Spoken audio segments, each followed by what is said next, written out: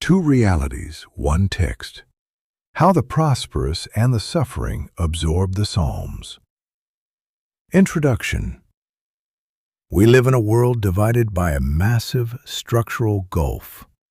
It is a division not just of geography or economics, but of perceived reality. On one side stands the prosperous West, saturated in material comfort, financial safety nets, and the quiet illusion of self-sufficiency. On the other side stands the developing world, epitomized by places like rural Uganda, where the daily reality is systemic vulnerability and a second meal a day may be a luxury. Yet, spanning across both of these worlds is a single ancient text, the Book of Psalms. Because the Bible is the Word of God containing absolute truth, its words do not change when they cross an ocean. But the human lens changes entirely. How these two worlds absorb the exact same verses reveals a profound truth about the human heart, the illusion of comfort, and the desperate necessity of an eternal perspective. 1. The prosperous world, the blurred lens of the present. In a culture of abundance, the present reality is highly visible, while the eternal reality is easily dimmed. When a society is insulated from raw, physical vulnerability, people naturally read the Psalms through a lens of emotional self-help rather than urgent survival.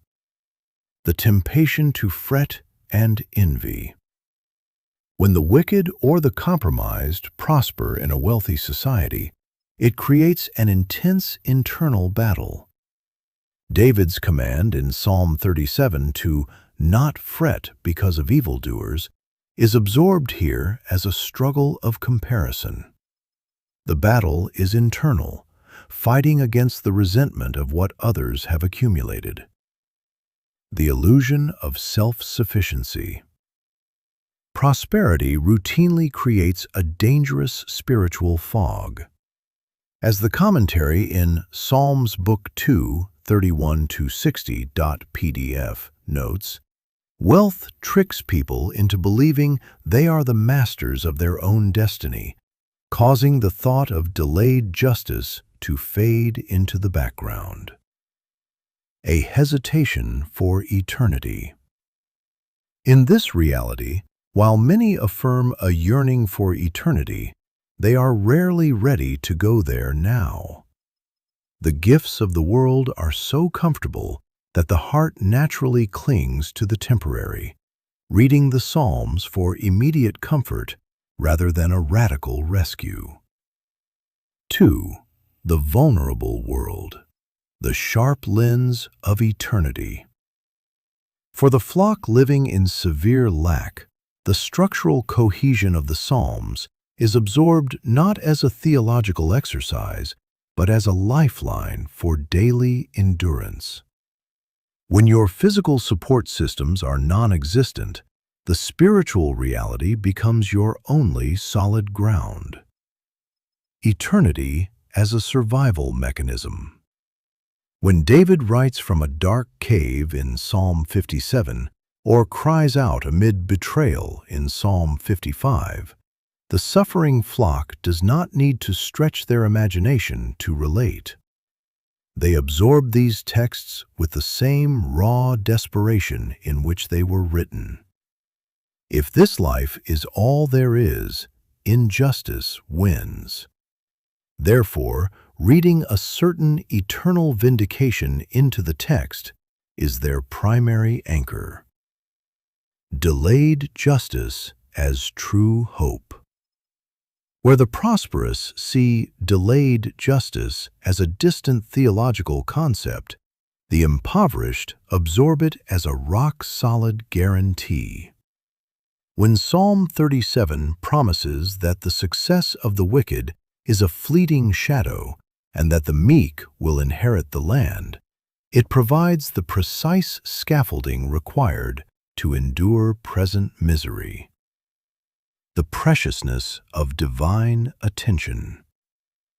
For a person who feels overlooked by the world, a verse like Psalm 56:8, "Put my tears into your bottle," is absorbed with staggering intimacy. They rest deeply in the absolute truth that their pain is never invisible to the Creator of the ends of the earth. 3. Conclusion: shifting the focus. Ultimately, the Book of Psalms strips away the outward appearances of both wealth and poverty to reveal a singular spiritual truth. Human circumstances are temporary, but God's character is permanent. To the prosperous world, the Psalms serve as a severe mercy, a warning to break the spell of material security and realize that wealth cannot redeem a soul from the grave. To the vulnerable world, the Psalms serve as a fierce defender, a promise that their tears are recorded and their ultimate inheritance is completely secure. The text remains the same, but happy is the man, rich or poor, who learns to look past the immediate horizon of his physical world and absorb the Psalms through the unchanging lens of eternity.